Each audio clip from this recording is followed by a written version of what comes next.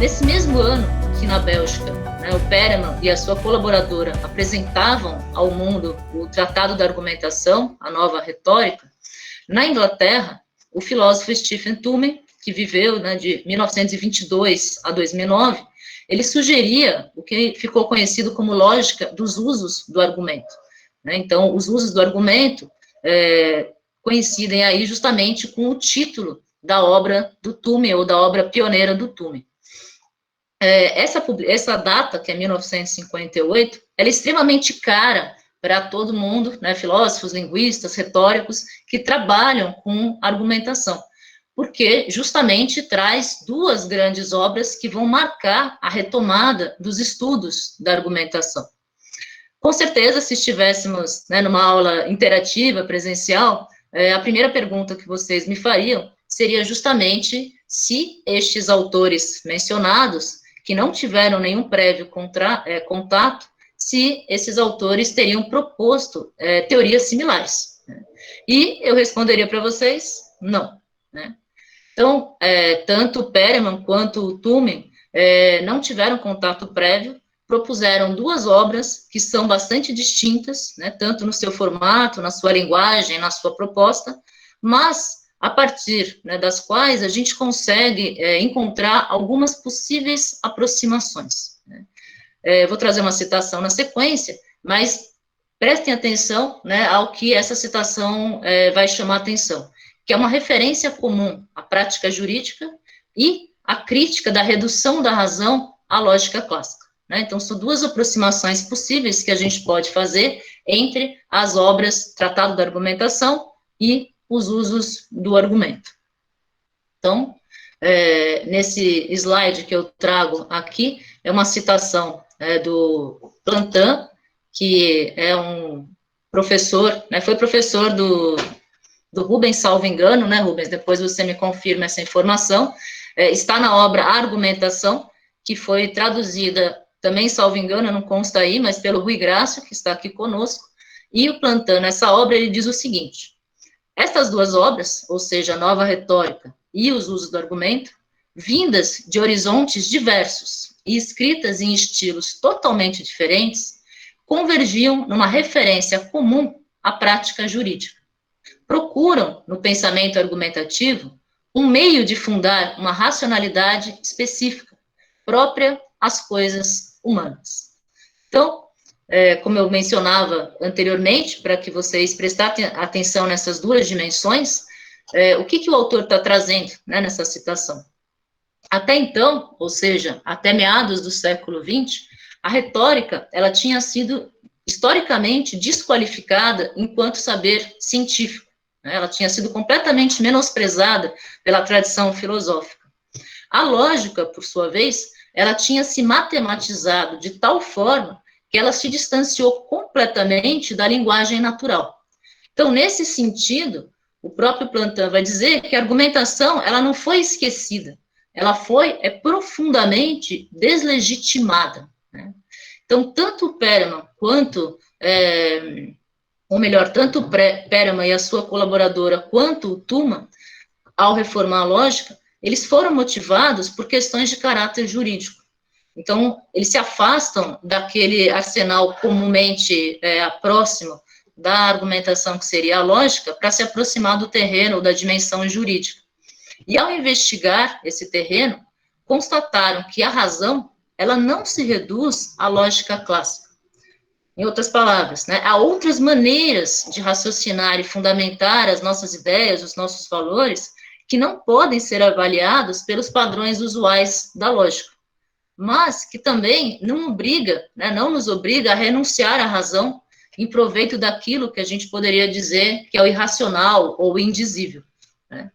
Então, retomando essa ideia, a gente sabe que a partir da segunda metade do século XIX, não se pode mais falar de lógica no singular. Né? Nós temos inúmeros sistemas lógicos extremamente diferentes, com diferentes pressupostos. Mas todos eles, grosso modo, são centrados na ideia de uma forma lógica, ou uma forma lógica válida. E isso significa que estruturas que não seguem esse padrão lógico, elas não são razoáveis, ou elas não são racionais. Vocês devem ter visto, né, com o Perelman, que o Perelman rompe com esse paradigma. Ele propõe, né, uma retórica, ou uma nova retórica, em que a gente pode sim argumentar de uma forma considerada racional ou razoável, mesmo sem fazer uso da matematização da lógica ou das noções de validade, de dedução, que são aquelas noções que a gente encontra no campo da lógica. Não cabe, né, nesse curso, eu adentrar as aproximações ou os distanciamentos entre a nova retórica e os usos do argumento. Caso vocês tenham interesse, um material que poderia ser indicado, em que aparece, né, um pouco mais, com maior fôlego, digamos, essa aproximação, é justamente a tese do Rui Grasso, que está aqui conosco, né, na tese dele, que está disponível na internet para ser consultada, tem uma seção da tese do Rui, em que ele vai justamente explanar essa aproximação entre o Perelman e o Thumann. O que eu pretendo com vocês nesse momento é contextualizar a obra do Thumann, aqui citada, ou seja, esta obra aqui, né, os usos do argumento, tentando mostrar um pouco os propósitos do Thumann ao escrever essa obra, e culminando aí na segunda parte da aula de hoje, na proposta do modelo argumentativo que ele cria. Né? Então, para dar conta desses propósitos sobre os quais a gente vai falar hoje, o Thumann vai propor um esquema argumentativo, também chamado de layout ou de modelo de Thumann, no qual a gente vai poder estruturar, visualizar os componentes de um argumento e depois fazer uma análise argumentativa com base nesse esquema. Então, de forma mais específica, eu vou expor para vocês hoje o layout do Thumann, né, e as categorias argumentativas que constituem esse modelo. E aí, como eu disse, amanhã à noite a gente vai aplicar esse modelo e eu escolhi para isso um programa de televisão. Então, aguardem para que a gente possa amanhã, né, conversar sobre este programa de televisão. Eu começo essa primeira parte, então, do curso, que é essa parte teórica, expondo, ou que eu intitulei aí, de os usos do argumento. Né? Então, quais são os propósitos e o modelo de Thumann. E, para isso, eu selecionei uma epígrafe. Né? Ela está no prefácio da obra do Thumann, e é uma epígrafe que diz o seguinte: que ligações há entre os cânones e métodos lógicos que usamos quando, na vida do dia a dia, avaliamos, de fato, a solidez, a força e o caráter conclusivo de argumentos? O que está por trás dessa pergunta? Né? Então, é uma pena que nós não estejamos numa sala presencial para poder ouvir um pouco, né, o que vem à cabeça de vocês quando leem uma pergunta como essa. Essa pergunta, no fundo, ela diz respeito à natureza da lógica. Né? Então, a pergunta pela natureza da lógica, ou a investigação a respeito de que tipo de ciência que é a lógica, ela foi respondida de diferente da história. Né? Uns vão aproximá-la da psicologia, né? Então vão defender, por exemplo, que a lógica diz respeito às leis do pensamento, e aí, portanto, ela seria algo mais próximo da psicologia. Outros vão defender que a lógica, ela é um desenvolvimento da sociologia, e aí vão justificar dizendo que a lógica, segundo essas pessoas, elas dizem respeito aos hábitos ou às práticas que são desenvolvidos no curso de uma evolução social e que são transmitidos de geração para geração. Então, por isso, elas têm esse caráter sociológico. E há uma abordagem que eu acho que é a mais usual, que provavelmente é aquela com a qual vocês já se depararam em algum momento ou em algum livro que vocês consultaram, que é a abordagem da lógica como lógica matemática. Né? Então, esta abordagem, como lógica matemática, justamente ela vai se centrar naquilo que a gente chama de forma argumentativa, né? E vai desconsiderar qualquer referência à natureza epistemológica, histórica, política. Né? O que eu estou dizendo com isso? Então, quando você formaliza um argumento, não importa o que você está dizendo, Em que sentido? Não importa se você está defendendo que todo homem é mortal, ou que Patrícia é professora, ou que toda aula virtual é complicada. Quando eu formalizo a linguagem, todas essas expressões que eu acabei de falar para vocês, elas se tornam coisas como todo A é B. Seja lá o que significa A, seja lá o que significa B. Então, há uma abstração da linguagem cotidiana para uma forma, né, para uma linguagem que é formal. E toda a tradição de desenvolvimento da lógica, desde o Aristóteles, lá na Grécia Antiga, ela vem nessa esteira dessa formalização. Então, a lógica, segundo o Thumann, ela vai se distanciando daquilo que seriam os argumentos cotidianos, né? E para ele, isso é um grande erro, do ponto de vista da análise argumentativa. Os argumentos, eles não deveriam ser pautados por essa abstração. Eles deveriam levar em consideração aquilo que é falado, né? Então, a estrutura argumentativa, ela deveria ter em conta os conteúdos, a bagagem epistemológica, né? O tema que está sendo ali discutido. Então, essa é uma crítica bastante grande, bastante motivadora da obra do Thumann. O problema, né, segundo o Thumann, é justamente que é muito difícil eliminar todas as nossas referências ao pensar, né? Sem as quais a lógica ela vai acabar perdendo a sua aplicação prática original. Então, se a lógica nasce na Grécia Antiga com o intuito de tentar algum tipo de formalização da linguagem que nos dê alguma segurança com relação àquilo que a gente vai inferindo, ela acaba se matematizando depois a tal ponto que quando você olha aqueles sistemas lógicos, você não enxerga argumento algum, né? Bom, tendo em vista, né, essa preocupação que o Thumann denominou de uma prática lógica, ele vai, então, explicitar aquilo que para ele é a lógica.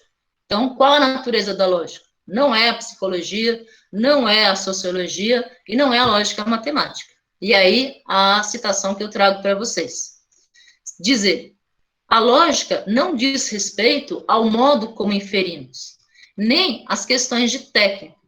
Ela se move, em primeiro lugar, por um interesse retrospectivo, justificativo.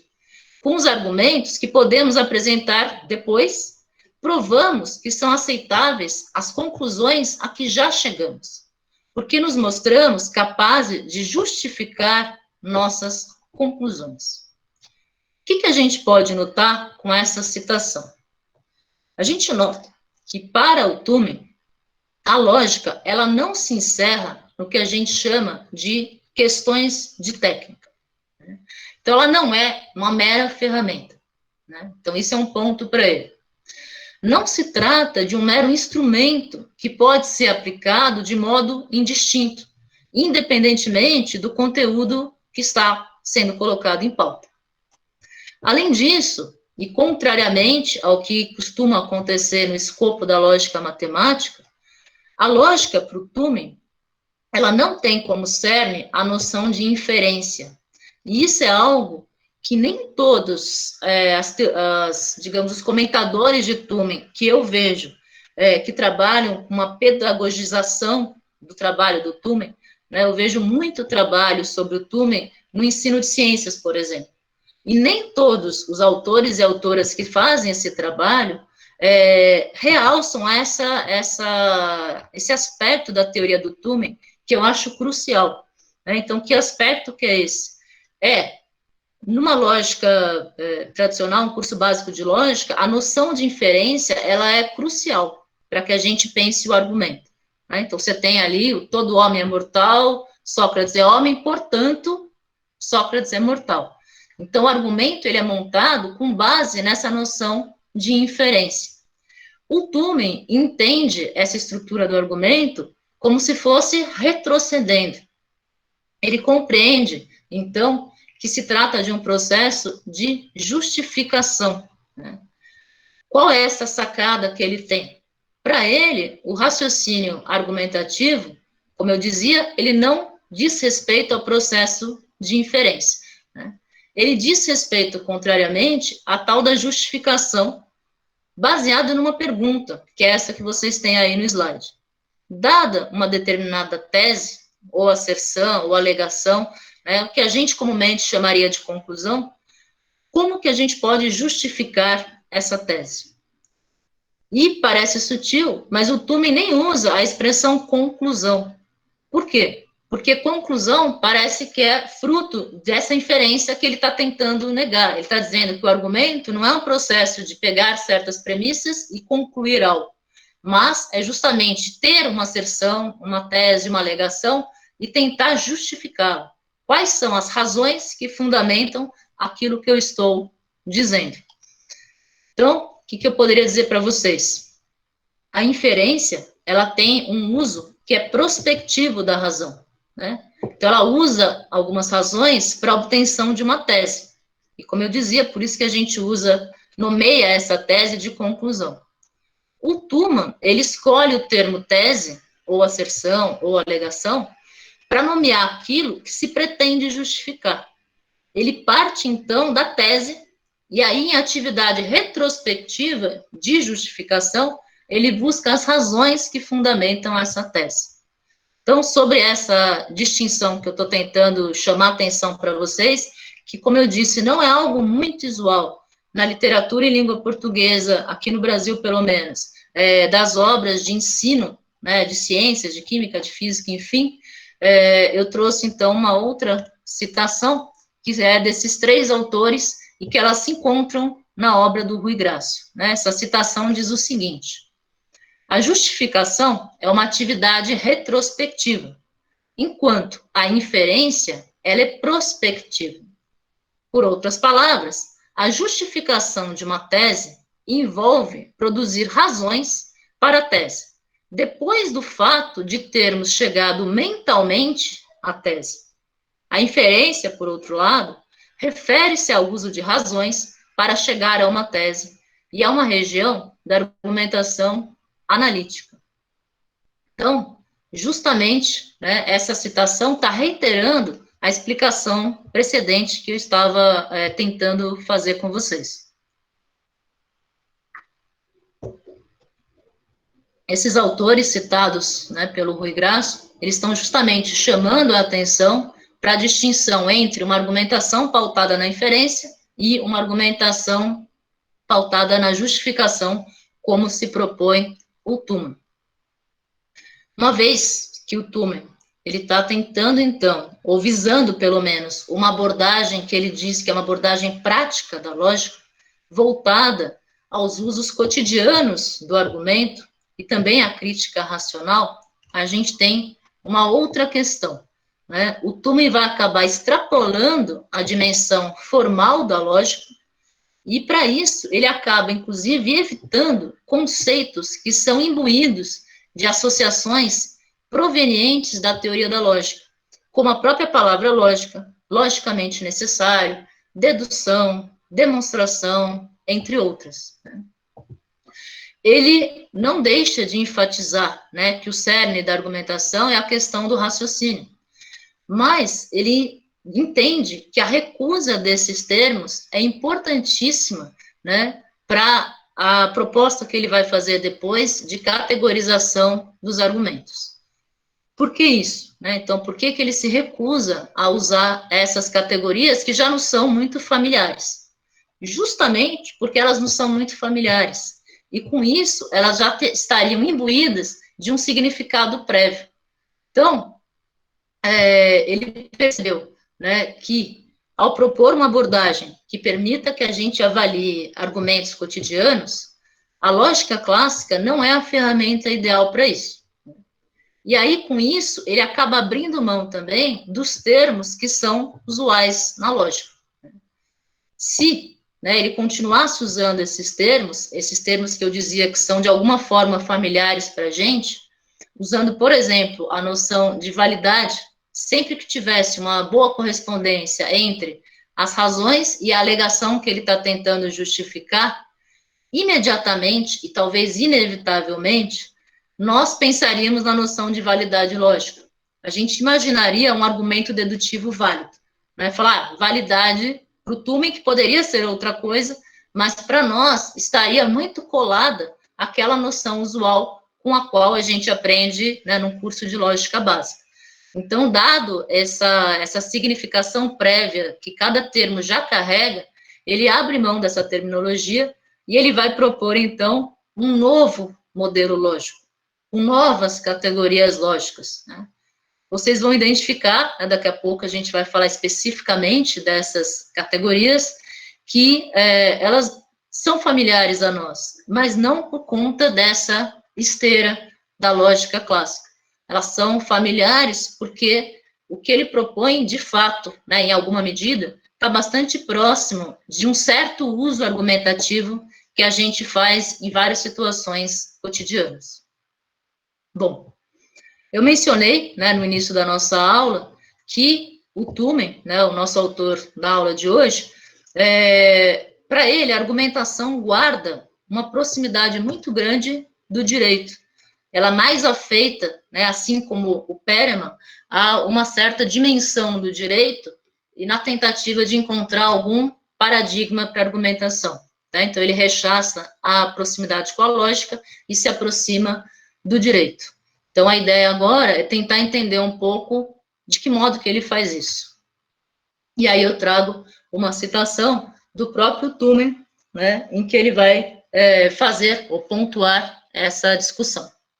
E aí vocês me desculpem, gente, São Paulo hoje tem cerca de 35 graus e tinha uma pré-chuva aqui que não veio, e vocês devem estar percebendo que eu estou literalmente suando, mas me desculpem aí os modos de apresentação, mas, enfim, não dá para evitar. Então, vamos lá, a questão da citação do Thumen a respeito do uso ou da aproximação que ele faz com o direito. Ele diz o seguinte: a lógica se ocupa da solidez das alegações que fazemos, da solidez dos fundamentos que produzimos para apoiar nossas alegações, da firmeza do suporte que lhes damos, ou, para trocar de metáfora, com o tipo de precedente, e aí ele já fala, né, no sentido em que os advogados usam este termo, que apresentamos em defesa de nossas alegações. A analogia com o direito, implícita neste modo de expor o problema, pode, desta vez, ser muito útil. A lógica, pode-se dizer, é jurisprudência generalizada. Uma das principais funções da jurisprudência é garantir que se conserve o essencial no processo legal. Os procedimentos pelos quais as alegações devem ser apresentadas em juízo, discutidas, estabelecidas, e as categorias segundo as quais se deve apresentar, discutir e estabelecer as alegações. Nossa investigação visa a um objetivo semelhante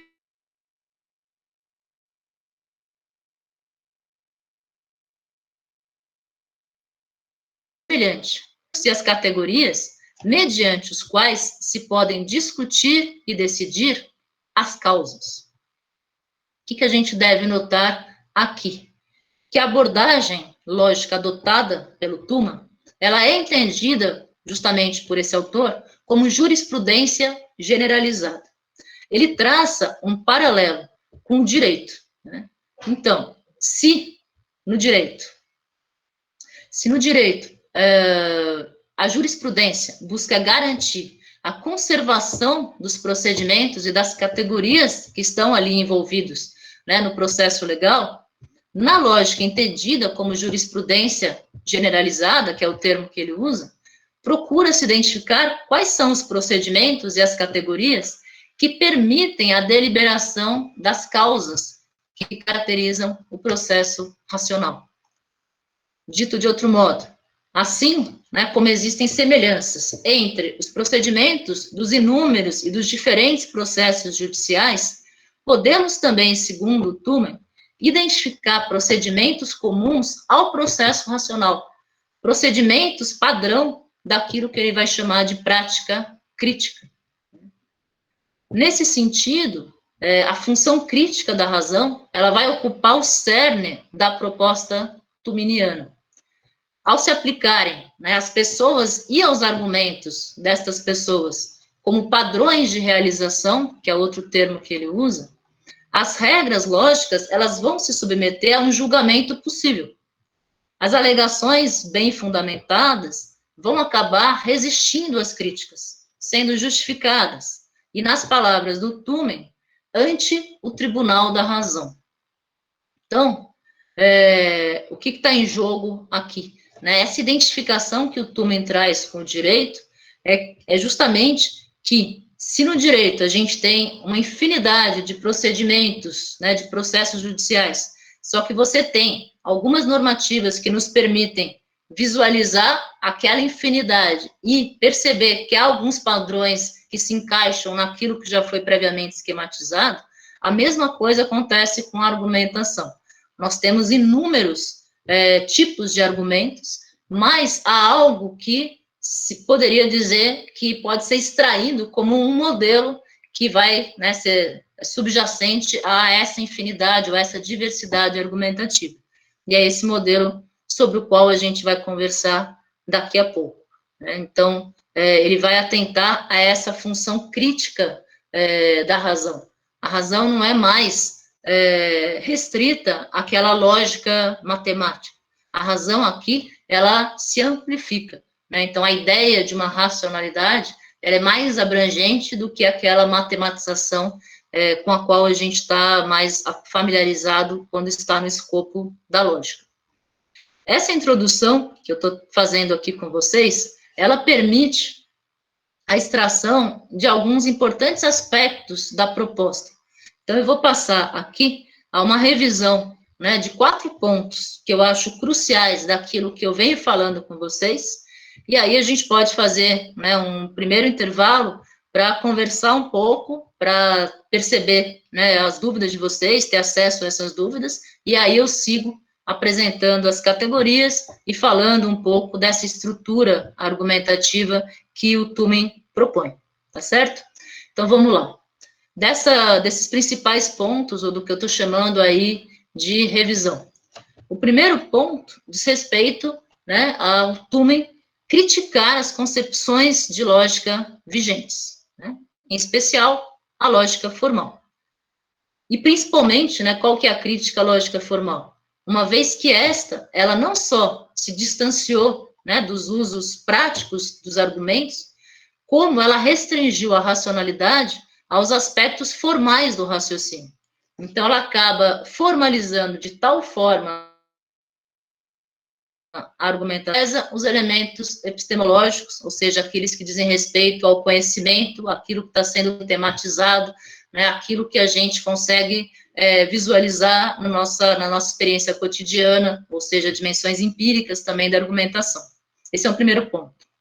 Segundo ponto, nesse viés que é centrado na avaliação de argumentos cotidianos, e isso o Thumen insiste, né, o prefácio dele insiste muito nisso, nesse viés, então, centrado nestes argumentos que ele está chamando de cotidianos, ele compreende que o raciocínio argumentativo, ele consiste num processo de justificação.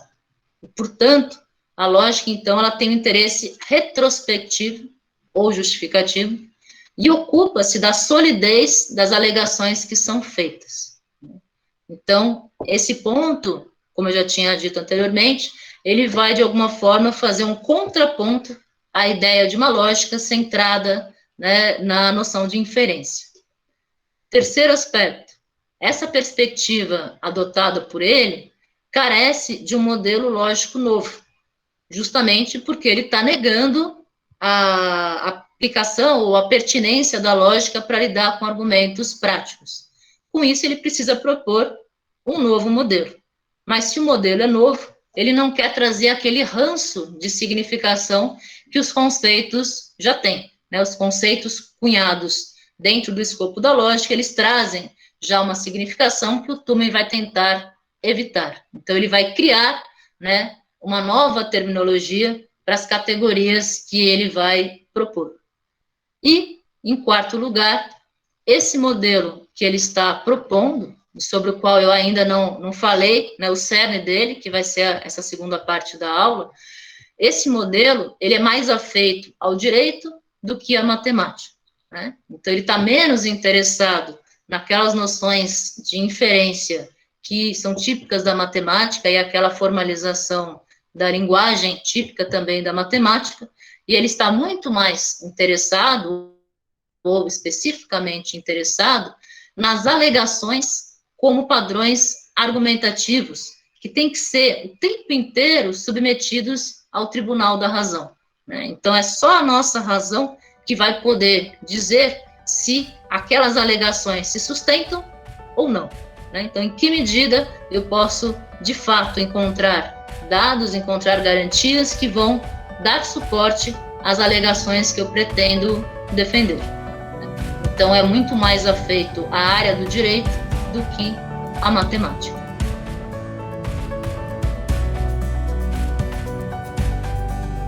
Então, você traz, né, a questão que o Tullman, né, ele destaca que a razão não se reduz à lógica clássica, e aí a gente encontra bem a questão, o Perelman, né, na verdade, que lá do outro lado, no mesmo momento, traz um pouco essa ideia, né? Achei interessante quando você diz que não se fala mais em lógica no singular, né, mas em lógicas. Eu acho que isso é muito interessante, acerca da racionalidade, enfim.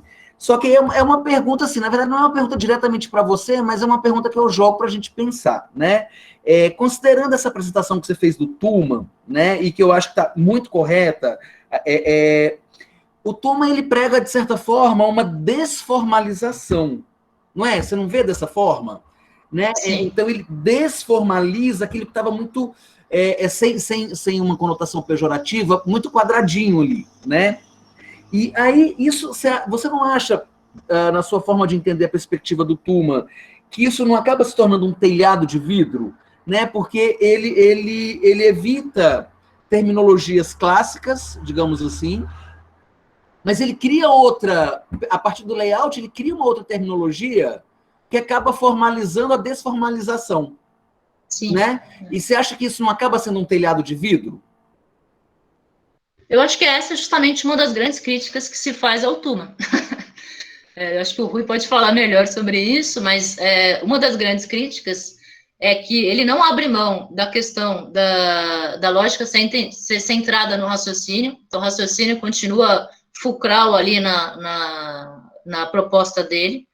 Não é, né, a tal da noção de inferência, como eu dizia, ela é retrospectiva, mas de qualquer maneira ele não abre mão disso e que outras teorias discursivas vão, né, se pautar na interação ou em qualquer outro tipo de cerne.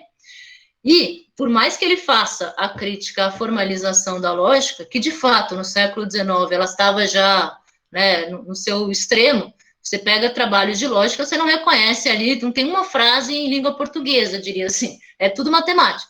Se x, y, é tudo símbolo. Então, é uma outra linguagem, literalmente, né? Então, de fato, a lógica tinha se distanciado dos argumentos cotidianos, você já não enxergava mais a lógica como um instrumento para a leitura ou avaliação argumentativa.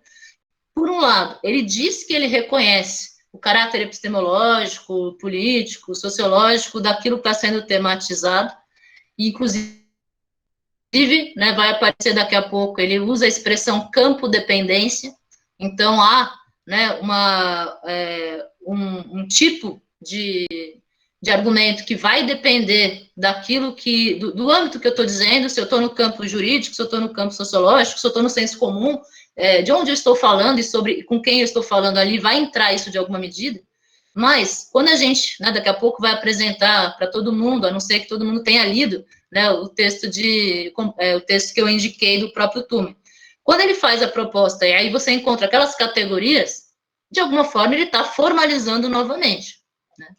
É que ele está, de alguma forma, dizendo que aquele esquema, ele não é formal do ponto de vista que eu estou usando a linguagem ordinária. Não é uma linguagem matemática, é a linguagem ordinária que está em pauta. Mas não deixa de ser uma formalização, né? Você, de novo, coloca em caixinhas e você, de novo, de alguma forma, enquadra o argumento e perde um pouco da questão contextual ao fazer isso. Mas você chamou de telhado de vidro, né? Eu acho que é uma lacuna mesmo, e eu não sei se ela é contornável, eu não sei se o Rui poderia responder isso, se algum autor, né, algum estudioso depois, crítico de Tullman, contorna esse problema na teoria dele, mas isso de fato é um problema. Se não me engano, naquele texto complementar do Paulo, né, Gonçalves II, nosso colega também de ELAD, ele traz também em algum momento essa questão né, da crítica que se faz ao Toomen por conta dessa, que não deixa de ser uma formalização, né? Então, quando você esquematiza o argumento, você o empobrece nesse sentido, né? Você congela, acho que o Rui Graça usa essa expressão, você tem um congelamento do argumento e você perde a questão da interação, né? Você analisa um argumento isolado, mas não na interação do discurso, né? Então, se você tiver duas pessoas ali conversando numa argumentação, você não consegue aplicar o modelo, a não ser que você isole. Agora é a fala do fulano, depois é a fala do ciclano, mas o esquema dele não permite a interação. Ok. Rubens e Patrícia e todos, é um gosto estar aqui outra vez e poder falar convosco e estar a assistir a esta excelente exposição. Eu acho que, de certa maneira, o que o Rubens disse relativamente a voltar a formalizar e, portanto, cair, de certa maneira, num certo erro, tem a sua pertinência. Mas também penso que o esforço do Toulmin também foi o de assinalar os limites da formalização relativamente a todos os procedimentos e ao problema da aplicação que é colocado na prática, pela vida prática, em que nós temos sempre de tomar decisões e chegar a conclusões em contexto de incerteza. E eu acho que esta questão é que divide bastante a questão que nós estamos a falar da matemática, e a matemática lida com certeza, e na argumentação temos de lidar com margens de incerteza nas opções que fazemos, e não podemos estar completamente assegurados. Não há ali um automatismo que possa substituir a nossa escolha, digamos assim, ou o nosso assentimento. E, portanto, nesse sentido, acho que ele assinala os limites da formalização. Mas, de facto, depois, quando ele coloca, e esta é uma pergunta para a Patrícia, quando ele coloca a questão do retrospectivo e, portanto, dizer, no fundo, que a argumentação é um processo de justificação, mas depois o processo de justificação, tal como ele vai ser explanado, não acaba outra vez por remeter para um procedimento inferencial? Sim. Pronto, esta é uma questão que queria colocar também. E depois também, não creio que, da mesma maneira que no Perelman nós temos uma tentativa de estender o domínio da racionalidade, uma racionalidade calculadora, uma racionalidade não calculadora, mas que ele de certa maneira procura incluir as duas no campo da racionalidade. Provavelmente no Toulmin, com a sua proposta de um novo modelo de lógica, ele não está a invalidar o velho modelo dedutivo, centrado na dedução e essas coisas assim. Portanto, talvez também esteja a procurar fazer essa ampliação, tendo em vista justamente a questão da prática e todos os constrangimentos que isso coloca. E depois também ia perguntar à Patrícia quem é que ocupa o lugar de juiz no Tribunal da Razão aí que o Toulmin fala. Isto é, há um juiz de última instância, há critérios indiscutíveis e indiscutidos ou que devem permanecer indiscutidos. Como é que é essa história do Tribunal da Razão? Dificílima, Rui, não sei. Vamos voltar lá para... Qual que era a primeira? Da questão da justificação, da inferência, né? Eu acho que o próprio esquema do Toulmin, se você pegar o desenho, a flechinha é no sentido dos dados à conclusão. Então, o próprio desenho, ele nos leva a achar que o que ele está propondo é que certos dados, de fato, justificam, mas no sentido inferencial, que é o sentido, né, de se tal coisa acontece tal coisa. Então, quando você pega esses trabalhos que eu mencionei de ensino de física, de química, de formação de professores a partir da análise, que usam o Toulmin para analisar esses discursos de sala de aula, aparece basicamente a aplicação do modelo. E quando você não olha os propósitos não trabalha com seus alunos, o propósito que o Toulmin tinha ao fazer aquele esquema, e você só recorta o esquema, você acaba não fazendo a distinção desse modelo retrospectivo para o modelo inferencial. Eu não consigo ver, esquema pelo esquema, uma distinção clara entre essas duas coisas, pela própria indicação da seta. né? Então, eu posso muito bem olhar o esquema, é que a gente está antecipando, né? O esquema que a gente ainda não mostrou para vocês hoje. Mas nesse esquema, aparece como se fosse o usual, premissa leva a uma conclusão, o Tumen vai falar que certos dados justificam a minha alegação. A única coisa, se calhar, que é diferente é que não se trata de um nível de inferencialidade necessária, mas de um nível de verosimilhança. Inclusive com o quantificador pode ser provavelmente, exato, ou muito fortemente, ou pouco provável. Exatamente. Não é que vai, digamos assim, ampliar aquela inferência unívoca e necessária que a lógica nos habituou. Ele flexibiliza uma certa noção de validade, por isso que ele evita, inclusive, a noção de validade, porque validade implica em necessidade, então, necessariamente, a conclusão decorre da premissa. E ele vai dizer, não, olha, a alegação provavelmente se segue dos dados, ou é fundamentada nos dados, ou muito fortemente, ou pouco, né, provavelmente. Enfim, ele vai incluir esse...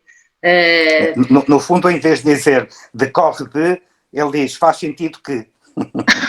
Não é? Perfeito, perfeito, é isso. O segundo ponto, Rui, me perdi agora. Sobre a segunda... Não, a segunda era fundamentalmente esta questão do Tribunal da Razão.